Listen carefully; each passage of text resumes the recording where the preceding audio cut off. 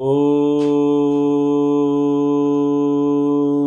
भूर्भुवः स्वः तत्सवितुर्वरेण्यं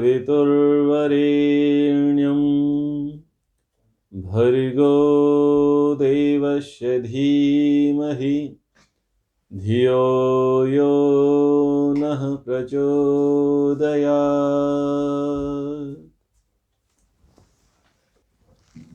मनुस्मृति की इस अध्ययन कक्षा में आप सभी का स्वागत है। मनुस्मृति के छठे अध्याय में हम संन्यास प्रकरण को देख रहे थे और उसके अंतिम विषयों के अंतर्गत आया धर्म के विषय में, धर्म के लक्षणों की बात वहाँ पर करी गई। तो अब हम धर्म और धर्म के लक्षण, यम नियम, इन पर संयुक्त रूप से चर्चा आरंभ करने जा रहे हैं। तो आज का जो हमारा मुख्य विषय है वो धर्म और अहिंसा को लेकर के है, लेकिन आवश्यकता है कि हम धर्म को समझें। महर्षि कणाद, जिन्होंने वैशेषिक दर्शन लिखा, उन्होंने कहा यतोभ्युदय निःश्रेयस सिद्धि सधर्मः। जिससे संपूर्ण समाज का अभ्युदय हो, समाज का हित हो और आत्मा का उत्थान हो, वह धर्म है। मानव मात्र का वही धर्म हो सकता है जो सृष्टि के आरंभ से चला आया हो, जिसमें बिना किसी भेदभाव के न्याययुक्त ढंग से सबका हित व कल्याण करने की भावना विद्यमान हो, जो सर्वहितकारी हो, सार्वभौमिक हो, जिससे व्यक्ति का अभ्युदय और निःश्रेयस सिद्ध हो सके।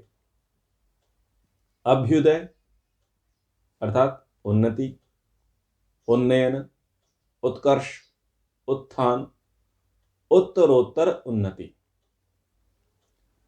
जिस क्रिया को, प्रक्रिया को धारण करने से, जिस पर चलने से अभ्युदय हो सके। यानी आज हम जहां जिस स्थिति में हैं, उस स्थिति से हम बेहतर स्थिति को प्राप्त करें। आज जो भी हमारा स्तर है, उस स्तर से हम ऊंचे उठ जावें, लेकिन बुरे स्तर में नहीं, भले स्तर में, धर्म के स्तर में, मर्यादा के स्तर में हम पहले की अपेक्षा उत्कर्ष हो जावे। यानी जिनका धारण करने से हमारा पुरुषार्थ चतुष्टय सिद्ध हो सके। धर्म, अर्थ, काम, मोक्ष, ये मनुष्य का जो प्रयोजन है, पुरुष का जो प्रयोजन है, वो प्रयोजन सिद्ध हो सके। और जिसके लिए हमें ये मानव चोला मिला है, जिसके लिए परमपिता परमेश्वर ने इस जगत को बना करके दिया है। किस लिए दिया? भोगाप वर्गार्थम दृश्यम। ये दृश्य जगत मनुष्य के लिए भोग और अपवर्ग के लिए है। भोग अर्थात कर्म करने के लिए, और जो पहले कर्म किए थे उनको भरने के लिए, उनको भुगतने के लिए। ये हमें मनुष्य चोला मिला। तो हम भोगों को भोगेंगे, हम सांसारिक सुखों को भी भोगेंगे। हम स्वर्ग के सांसारिक सुख के अंतर्गत हम स्वर्गीय सुखों का भी भोग करेंगे, और पाप कर्म के अनुसार हम इस संसार में रहते हुए हम नारकीय दुखों का भी अनुभव करेंगे।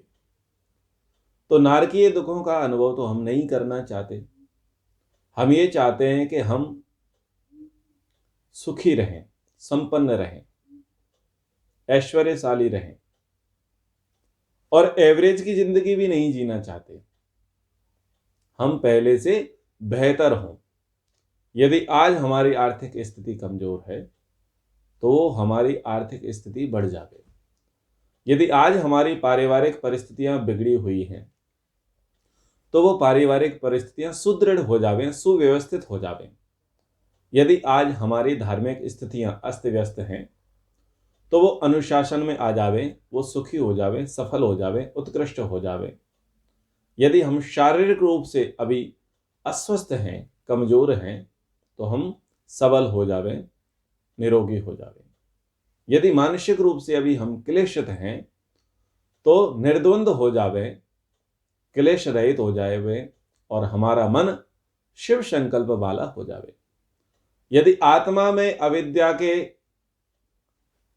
अस्मिता के, राग के, द्वेष के, अभिनिवेश के संस्कार हैं, काम के, क्रोध के, लोभ के, मोह के, ईर्ष्या के, द्वेष के, आलस्य के, निंदा के, चुगली के संस्कार हैं, तो वो संस्कार हमारे धीरे धीरे क्षीण हो जावे और तमसो मा ज्योतिर्गमय, हम अविद्या से विद्या की ओर चल पड़े। तो सर्वांगीण विकास यानी हमारी सामाजिक उन्नति होवे, व्यक्तिगत उन्नति होवे, आत्मिक उन्नति होवे।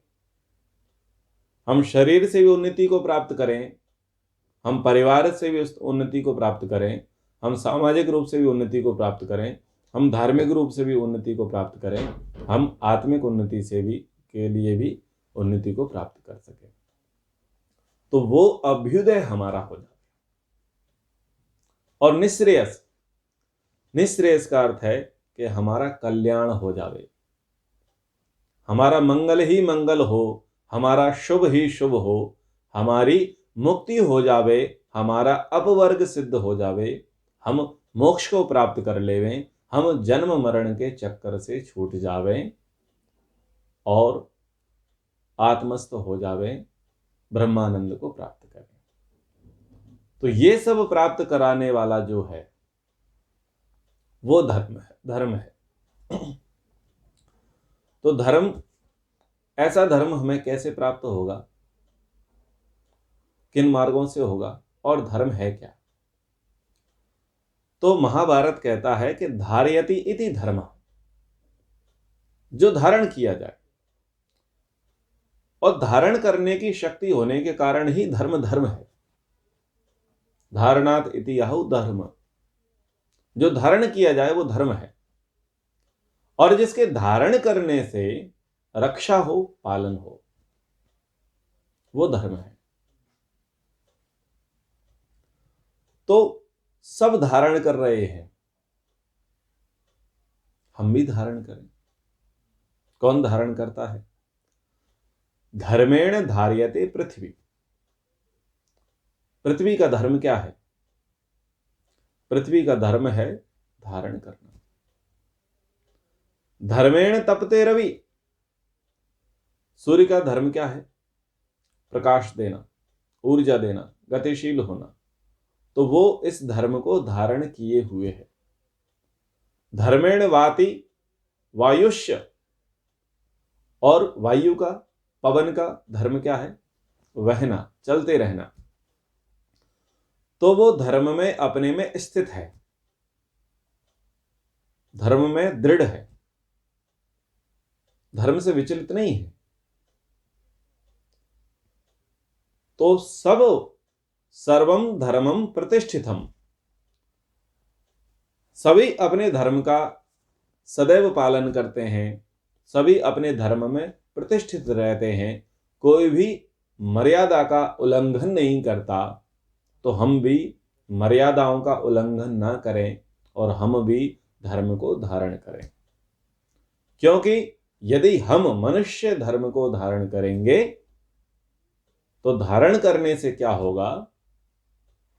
अभ्युदय और निश्रेयस की सिद्धि होगी।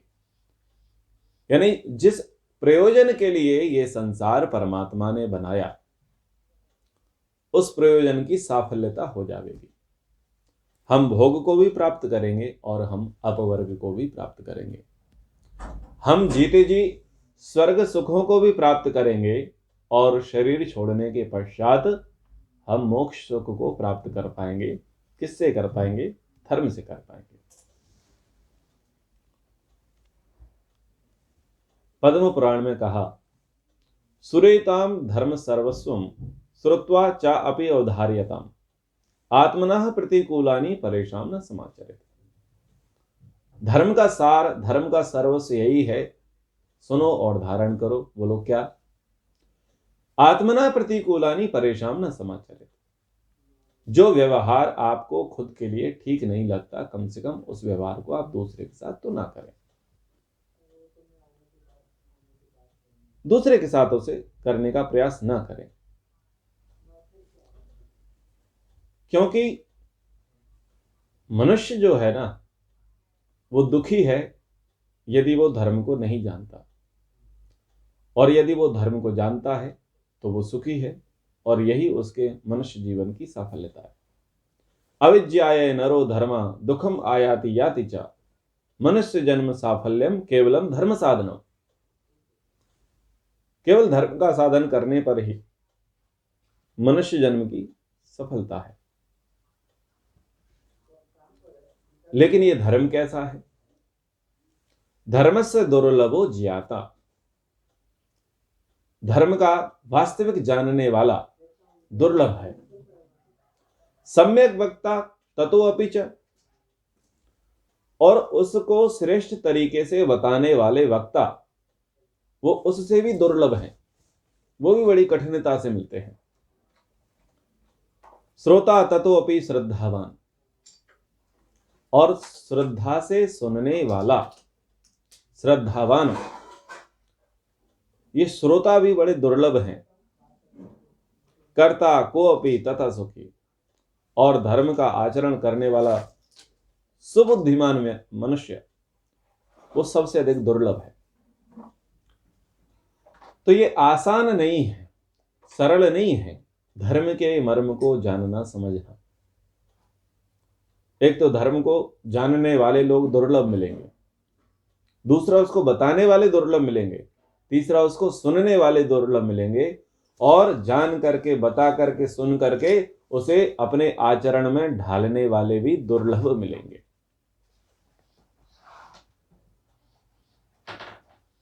तो दुर्लभता तो है, लेकिन हमारा लक्ष्य, हमारा उद्देश्य छोटा नहीं है। हमारा उद्देश्य भी तो दुर्लभ का है। हमारा कोई छोटा मोटा उद्देश्य तो है नहीं कि छोटी मोटी चीजें हमें प्राप्त हो जाएंगी और हम सुखी हो जाएंगे। हमारा उद्देश्य क्या है?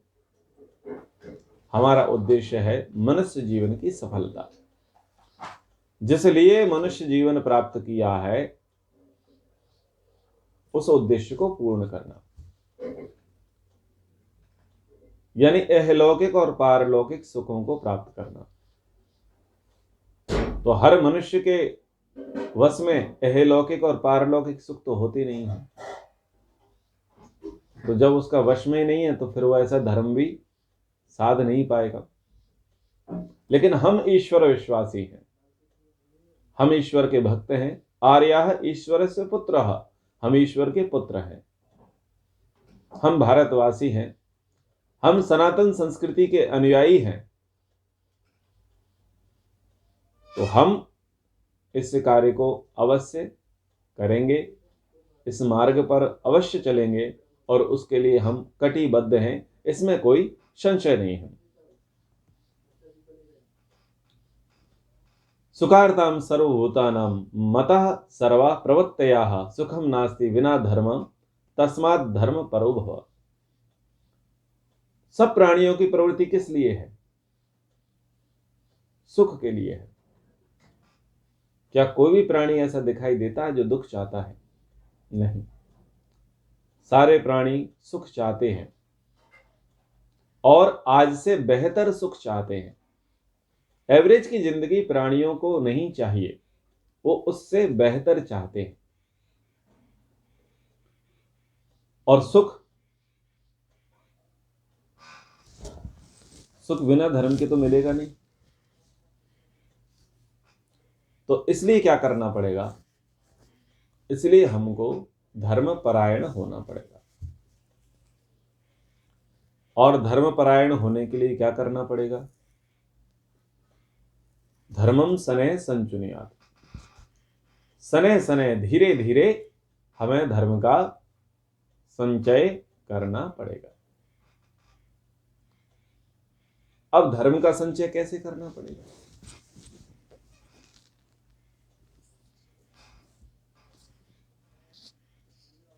बोले हमारे पास तो अर्थ ही नहीं है, फिर हम धर्म कैसे करें?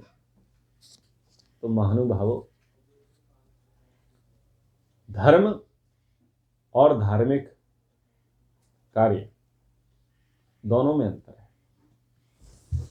धर्म करने के लिए, धर्म पथ पर चलने के लिए आपका 1 रुपया भी खर्च नहीं होगा, लेकिन धार्मिक कार्यक्रम बिना अर्थ के नहीं होंगे। आप सत्य पर चलना चाहते हैं, क्या उसका कोई पैसा लगेगा, फीस लगेगी? आप धैर्य रखना चाहते हैं जीवन में, क्या उसकी फीस लगेगी? महर्षि मनु जी ने धर्म के 10 लक्षण कहे। धृति, क्षमा, दम, अस्तेय, शौचम, इंद्रिय निग्रह, धीहि, विद्या, सत्यम, अक्रोध। तो धैर्य को धारण करने में राशि लगेगी? नहीं। किसी को क्षमा करने में राशि का व्यय होगा? नहीं। इंद्रिय मन का दमन करने में कोई धन लगेगा? नहीं। चोरी ना करने में कोई धन लगेगा? अस्तेय, किसी की वस्तु की चोरी नहीं करना, उसमें पैसा लगेगा? नहीं। सत्यपरायण होना, उसमें पैसा लगेगा? नहीं। शुद्धि रखने में, आंतरिक बाहरी शुद्धि रखने में कोई धन लगे, पैसा लगेगा? नहीं। बुद्धि बढ़ाने में, ध्यान करने में, विद्या पढ़ने में कोई धन लगेगा? नहीं। अक्रोध का पालन करने में कोई धन लगेगा? नहीं। अहिंसा पथ पर चलने के लिए कोई पैसा लगेगा? नहीं। ब्रह्मचर्य का पालन करने में कोई धन लगेगा? नहीं। ईश्वर प्रणिधान करने में कोई धन लगेगा? नहीं। क्या स्वाध्याय करने में कोई धन लगेगा? नहीं। क्या ब्रह्मचर्य का पालन करने में कोई धन लगेगा? नहीं। तो क्या अर्थ निकला? धर्म पथ पर चलने के लिए धर्म की अर्थ की आवश्यकता नहीं है। धार्मिक बनने के लिए, धर्म का अनुसरण करने के लिए अर्थ की आवश्यकता नहीं है, बस निष्ठा की आवश्यकता है, श्रद्धा की आवश्यकता है, शुद्ध बुद्धि की आवश्यकता है, प्रभु कृपा की आवश्यकता है। लेकिन धार्मिक कार्यक्रम करने में अर्थ की आवश्यकता होती है। दान करोगे तो अर्थ की आवश्यकता है, परोपकार करोगे तो अर्थ की आवश्यकता है, कर्मकांड कराओगे तो अर्थ की आवश्यकता है, प्रवचन कराओगे तो अर्थ की आवश्यकता है, गौशाला बनवाओगे तो अर्थ की आवश्यकता है, गुरुकुल बनवाओगे तो अर्थ की आवश्यकता है। यानी जितने भी समाज कल्याण के, धर्म कल्याण के, राष्ट्र उन्नति के कार्य करेंगे तो उन सब में क्या लगेगा? अर्थ लगेगा। लेकिन धर्म पथ पर चलने के लिए अर्थ वह नहीं लगेगा, उसके लिए अर्थ की आवश्यकता नहीं।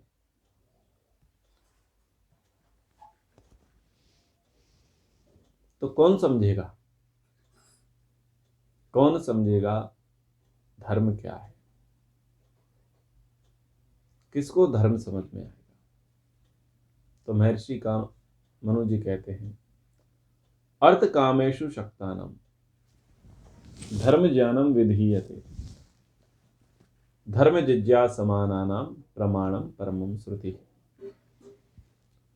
अर्थ कामेषु असक्तानाम, जो पुरुष अर्थ, स्वर्ण आदि रत्न और काम, स्त्रीय सेवन आदि में नहीं रमा हुआ है,